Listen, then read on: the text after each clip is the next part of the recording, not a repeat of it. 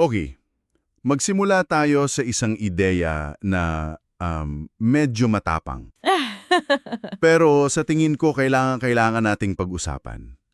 May isang linya kasi sa mga materyales na binigay mo na talagang tumatak sa akin. Sabi doon, ang pinakamapanganib na sandali sa pamumuno, hindi raw yung kabiguan, Hindi. kundi yung pagkaubos, exhaustion. Exactly. At hindi lang yung pagod na, alam mo yun, idadaan mo lang sa tulog. Ito yung parang unti-unting pagkasira ng kaluluha. Oo, yung malalim na pagod. Yun. So, ang malaking tanong para sa'yo na pag-uusapan natin ay paano mo mapapanatili yung sigasig mo. Yung epekto mo sa pangmatagalang panahon nang hindi ka nauubos. Diyan papasok yung pinakaugat ng lahat kasi nililinaw sa mga source na to na ang totoong sukat ng pamumuno, lalo na sa perspective ng faith, ay hindi kung gaano kakalakas na't simula. Okay. Ang tunay na sukat ay kung gaano kakatapat, kung paano ka nagpapatuloy hanggang dulo. So alamin natin ngayon kung bakit yung sustainability, yung kakayahang magpatuloy ang pinakamahalaga. Lalo na ngayon, 'di ba? Sobrang taas na expectations. Walang katapusan ng hamon. Oo. Walang tigil. Okay, so unahin natin yung kalaban. Yung kultura ng bilis. Mm. Parang lahat ngayon kailangan instant. Sa social media, yung sikat, yung viral. Sa trabaho, kailangan mabilis ang resulta. Laging may bagong metrics. Oo. At kahit sa ministry, parang may pressure na dapat laging may malaking nangyayari. Ang ending, may pakiramdam ka na kung hindi ka abala, parang hindi ka mahalaga. At yan mismo yung kinokontra ng pananaw na nakikita natin dito. Sinasabi rito na ang Biblia, iba ang panukat. Hindi bilis, Kundi, kundi tibay. Ang ganda na halimbawa sa John 15:16. Hindi lang sinabi ni Jesus na humayo kayo at magbunga. anong kasunod? Ang buong sinabi niya ay magbunga ng bunga na mananatili. At yung salitang Griego para dyan, yung mananatili, ay meno. Ibig sabihin, mamalagi, tumahan, magtagal. So, hindi one time, big time. Exactly. Ang tagumpay ay hindi isang pagsabog. Isa siyang buhay na apoy na patuloy na nag-aalam. Alam mo parang yung talinghaga ng mga hasik, di ba? Yung bini na nahulog sa mababaw na lupa. Oo, yun. Mabilis siyang tumubo, for sure, sa unang linggo, yun yung pinaka-impressive sa lahat. Pero, Pero mababaw yung ugat. tama, kaya nung dumating yung matinding sikat ng araw, siya rin yung unang-unang nalanta. Ang bilis nga, pero hindi naman tumagal. At ang nakatatuwa dito ay kung paano natin, ang madalas na pagkakamalan yung urgency sa faithfulness. Sabi nga sa isang source mo, kung yung pagmamadali natin ay hindi nakaugat sa malinaw na direksyon galing sa Diyos, nagiging kapalit lang siya ng pananampalataya. Parang sinasabi mo na kailangan kong kumilos ngayon kasi baka hindi kumilos ang Diyos. Ganun ba yon? Parang ganon. Pero may magandang tanong dyan. Okay. Kasi may magandang uri din ng urgency, di ba? Paano natin malalaman yung pagkakaiba? Kung galing ba sa banal na espiritu o galing lang sa anxiety natin? Magandang tanong yan. Ang pagkakaiba nasa pinanggagalingan ng kapayapaan. Yung spirit-led urgency, kahit mabilis ang kilos, may kasama siyang malalim na kapayapaan. Malinaw. Okay, gets go. Pero yung anxiety-driven hurry, may kasamang gulo, pagkairita. Yung pakiramdam na laging may hinahabol. At sa ganitong estado, Yun. Sa ganitong estado, yung paghihintay ay hindi pagiging tamad. Isa siyang disiplina. Isang pagtitungala na sinasabi mong, Lord, ikaw ang may hawak ng oras. Maghihintay ako sa'yo. at dahil sa kulturang yan ng pagmamadali, ang daming hindi nakakapansin sa mga nakatagong pasanin ng leadership. Alam mo, may isang description ng burnout sa mga materyales na binigay mo na talagang, grabe, hindi raw siya biglaang pagsabog. Ano raw? Isang quiet erosion. Ah, Isang dahan-dahang pagkaagnas. Unti-unti kang nauubos, espiritual, emosyonal, pati sa relasyon. Hindi mo namamalayan, pero paubos ka na pala. at walang mas malinaw na halimbawa niyan kaysa sa kwento ni Propeta Elijah sa 1 Kings 19. Para makuha mo yung buong picture, isipin mo to. Kakatapos lang ng pinakamalaking tagumpay ng buhay niya. Sa Mount Carmel. Oo, sa Mount Carmel. Siya lang mag-isa, hinarap niya yung 450 na propeta ni Baal. Nagdasal siya, bumuhos yung apoy mula sa langit. Yung mic drop moment niya. Yun.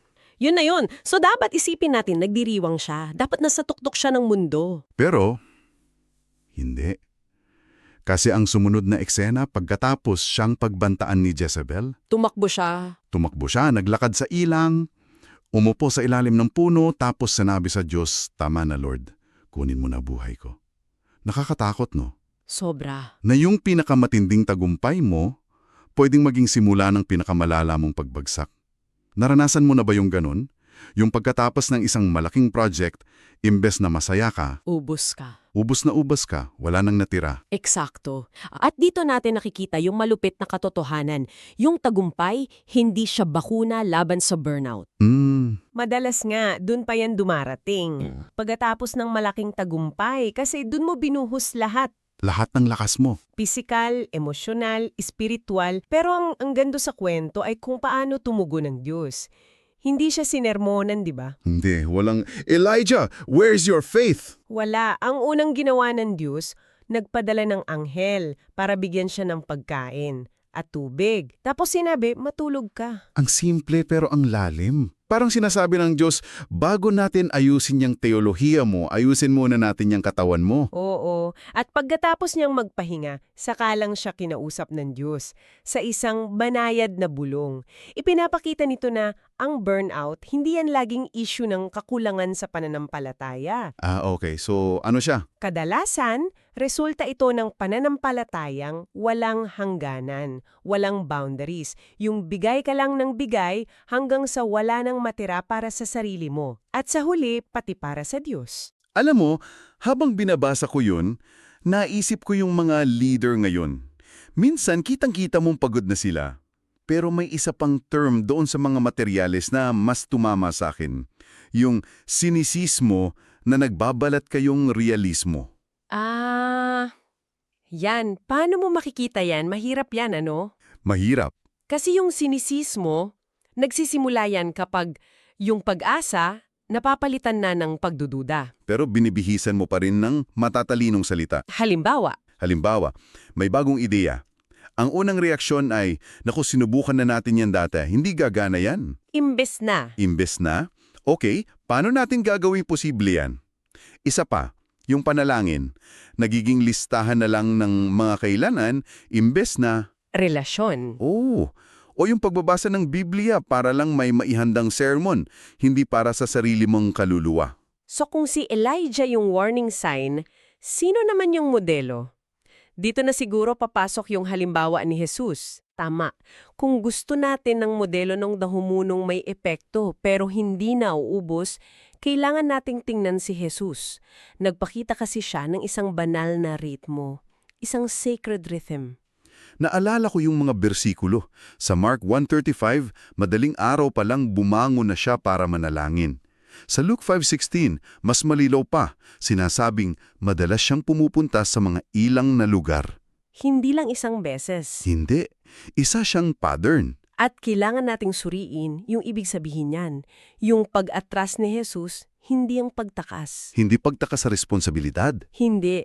Isa yung estratehikong gawain para manatili yung kalinawan ng isip at lakas ng espiritu. Lumalayo siya para manatiling konektado sa misyon. Teka, yung sinabi mo kanina, na hindi niya tinugunan lahat ng hiling.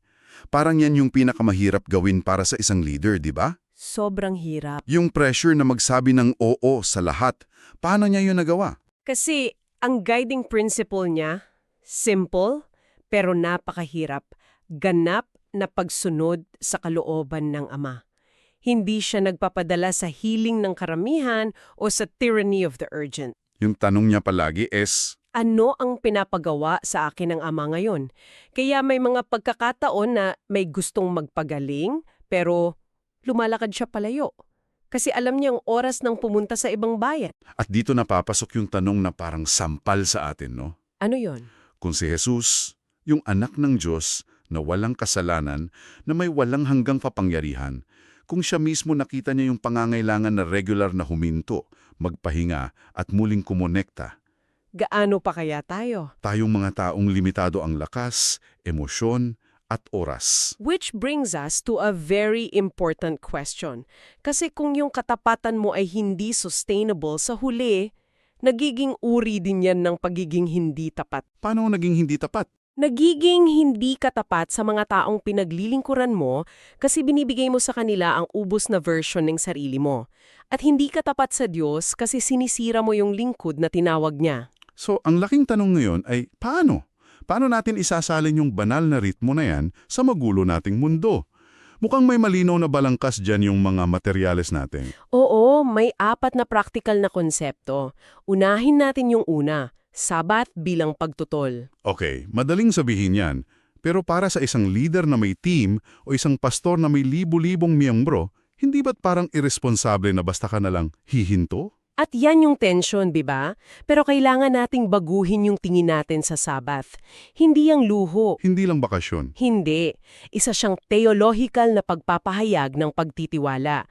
Sa bawat paghinto mo, parang ipinapahayag mong, ang Diyos ang may kontrol sa mundo, hindi ako. Magpapatuloy ang gawain niya kahit huminto ako. Yun, isa siyang pagtutol sa kultura ng hustle at isang deklarasyon na yung halaga mo hindi nakabatay sa productivity mo. Okay, malinaw yan. Number 2. Ikalawa, mga hangganan bilang pangangalaga. Boundaries as stewardship. Ang pagsabi ng hindi yan senyales ng kabiguan. Madalas, isa yung kilos ng pagsunod. Yan yung mahirap eh. Kasi pag nagsabi ka ng hindi, parang may binigo kang tao. O baka isipin na hindi ka committed. Pero tingnan mo sa kabilang pananaw. Kapag nagsasabi ka ng hindi sa isang bagay, nagsasabi ka ng mas malakas na oo sa ibang bagay. Ah, Ang pagsasabi ng hindi sa isang good opportunity ay pwedeng pagprotekta sa pinakamahalaga mong oo. Yung pamilya mo, yung kalusugan mo, o yung mismong core calling mo. parang bakod. Parang bakod na nagpoprotekta sa hardin ng kaluluwa mo para manatili siyang mabunga. Hindi pader, bakod. Ganda nun. Okay, ikatlo, community. Oo, komunidad bilang proteksyon. May kasabihan na, it's lonely at the top. At yan ang isa sa mga pinakamalaking bitag. Totoo. Ang pag-iisa, tahimik yang pumapatay sa sustainable leadership. Si Elijah, di ba, ang reklamo niya, ako na lang ang natitira. At yan ang nararamdaman ng maraming leader na walang nakakaintindi sa bigat ng pasan nila. Kaya tinatago na lang. Eksakto. Kaya kailangan mo ng mga kasama. At hindi lang yung mga taong pumapalakpak sa'yo. Anong klaseng komunidad? Yung community kung saan pwede kang maging mahina. Mga taong magbibigay ng suporta, ng accountability, at ng tamang perspektibo kapag nalulunod ka na. Pinaalala ng Diyos kay Elijah na may 7,000 pang iba. Hindi siya nag-iisa. Hindi ka nag-iisa. At ang pang-apat, Na parang siyang pundasyon ng lahat ng to. ito yung pinakamahalaga sa lahat. Pananatili bago ang pag-abot.